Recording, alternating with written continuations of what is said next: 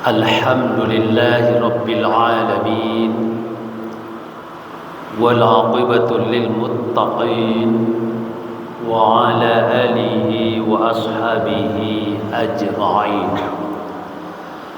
Ashhadu an la ilaha illallah wahdahu la syarika lah, wa ashhadu anna Muhammadan abduhu wa rasuluh sallallahu alaihi wasallam la nabiyya ba'dah.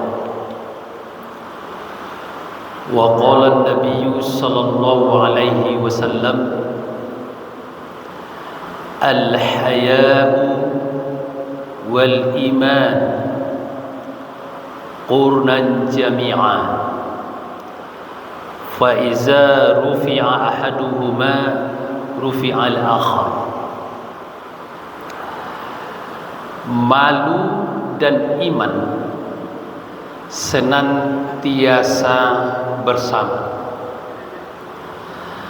Apabila salah satunya dicabut, maka hilanglah yang lainnya.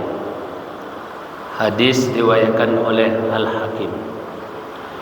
Bapak-bapak, ibu-ibu, jemaah zuhur Masjid Taqwa Muhammadiyah Sumatera Barat yang mulia, puji syukur kita ucapkan kehadiran Allah Subhanahu wa taala karena saat ini masih diberikan rahmat-rahmat berupa kesehatan, kesempatan maupun kekuatan hingga kita masih bisa melaksanakan kewajiban kita yang insya Allah nanti kita lanjutkan dengan sholat zuhur secara berjemaah.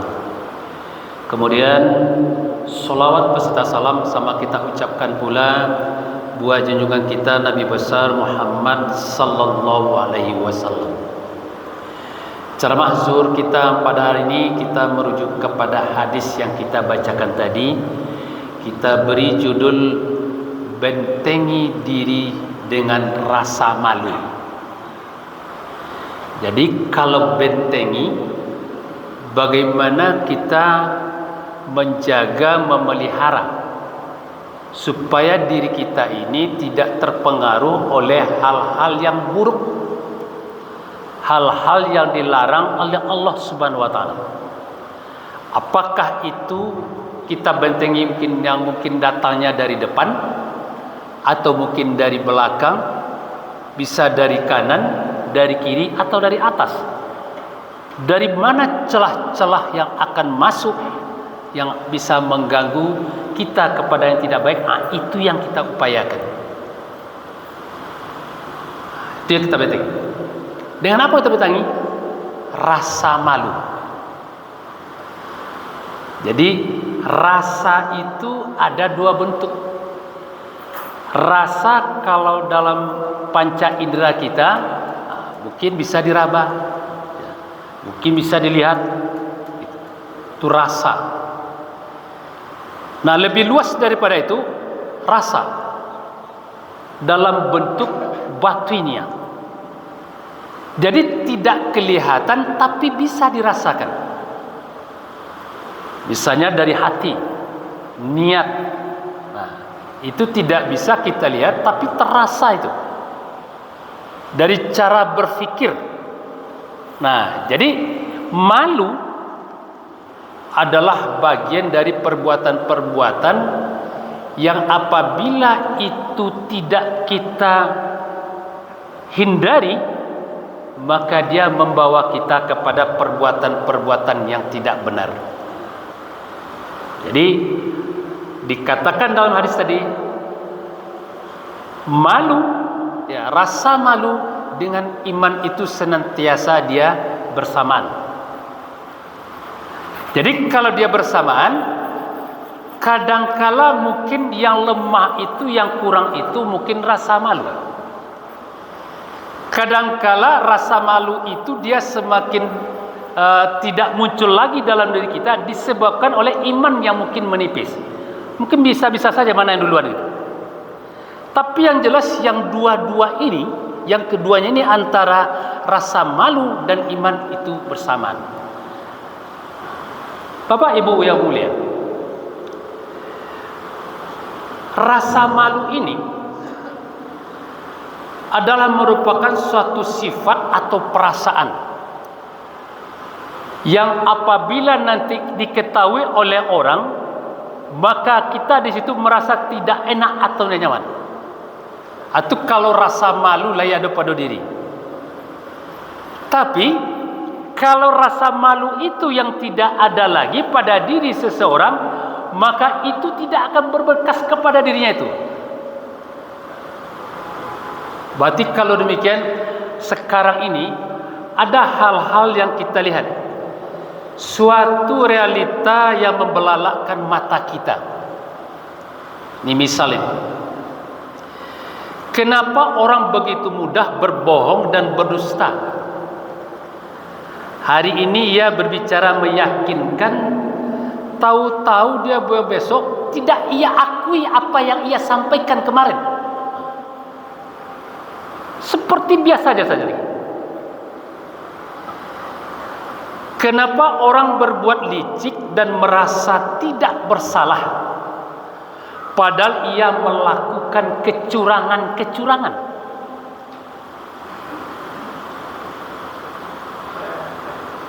Kenapa orang-orang masih melakukan perbuatan-perbuatan korupsi, sementara ia tahu bahwa itu salah dan perbuatan haram? Begitu juga kalau kita lihat, kenapa orang-orang masih nyaman dengan wajah-wajah dan perbuatan-perbuatan kepalsuan? Apakah orang ini tidak tahu bahwa suatu waktu nanti ini akan diketahui? Dia pasti tahu itu. Bahkan orang yang berbuat itu, yang akan nanti terjadi, yang akan nanti dipertanyakan oleh orang lain, dia sudah tahu apa jawaban yang akan ia sampaikan nanti. Jadi kalau demikian, bukanlah orang-orang yang tidak tahu, bukanlah orang-orang yang tidak mengerti. Lalu apa? Inilah diantaranya penyebab adalah degradasi iman dan rasa malu. Merosotnya kualitas iman, kualitas rasa malu yang ada pada diri manusia itu, sehingga yang seharusnya tidak ia lakukan dan ia yakin dari awal suatu waktu akan diketahui orang, tapi dia tidak merasa apa-apa ketika itu. Inilah rasa malu kalau tidak ada lagi. Bapak Ibu yang mulia, karena itu suatu ketika Rasulullah pernah juga menyampaikan kepada para sahabat. Jadi kata Rasulullah,